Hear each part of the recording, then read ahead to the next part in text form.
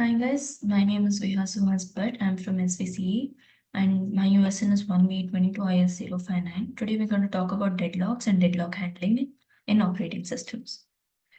So, understanding deadlocks in operating system. Deadlock in operating system occurs when each process is waiting for a resource that is held by another process in the system, resulting in all processes being blocked and unable to proceed. So, what are the necessary conditions for a deadlock? One is mutual exclusion. Each resource must be either currently allocated to exactly one process or available. Next is hold and wait. Processes must hold resources already allocated while waiting for additional resources.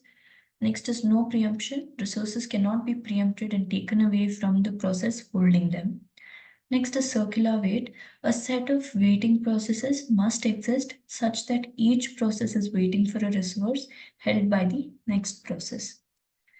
Next is resource allocation graph. So here's a visual representation of what resource allocation graph looks like. This photo shows you a resource allocation graph of a cycle with no deadlock. So you can see that there's no continuous cycle, which means there's no deadlock, and each resource is uh, held or being used at one particular point itself. The graph illustrates the allocation of resources and the competing processes in a clear and easy understandable way. Next are methods for handling deadlocks. So first is deadlock prevention. Techniques involve negating one of the four necessary conditions for deadlock occurrences. Next is detection, involves regularly checking the status of the system to detect potential deadlocks. Next is deadlock avoidance, uses a careful system design approach to prevent the occurrence of deadlocks by careful resource allocation. Next is deadlock recovery. When a runtime deadlock is detected, the system takes steps to recover the affected processes. So all of these methods help us to detect deadlocks and handle them in an effective manner. Next is deadlock prevention. So in deadlock prevention, there are two ways. First is resource allocation. We have to allocate the resources in such a way that the possibility of deadlocks is minimized by making sure that no resource is allocated to two processes at the same time. Next is resource access protocols.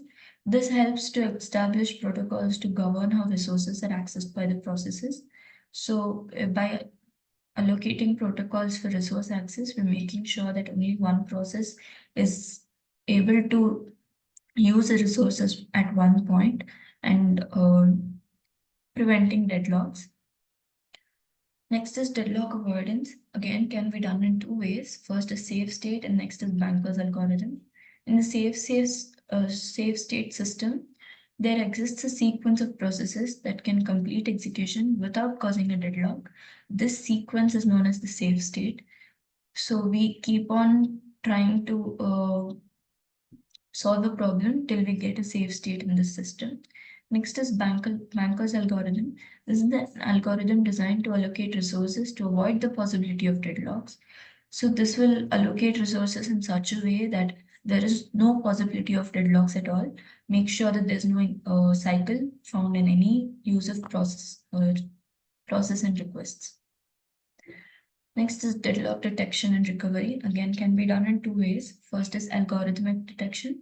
This technique is used to identify the existence of deadlocks within the system. So if there is an already existing deadlock, this helps us to find that deadlock.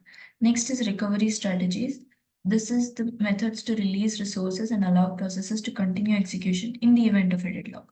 So once we find out if there is a deadlock which is already existing in a system, we have to make sure that that resource that is in deadlock needs to be released from the process, and that is done by recovery strategies. Next are a few examples of deadlocks in operating system. First is printer spooler, when a process is waiting for the printer while holding a resource needed by another process. Next is file sharing. Two processors are waiting for each other to release resources required by the other. Next is database management, mutual waiting for the database logs that are held by other processes. There are many other deadlock situations uh, which which can cause deadlocks. These are just few examples given. Thank you. Have a great day ahead.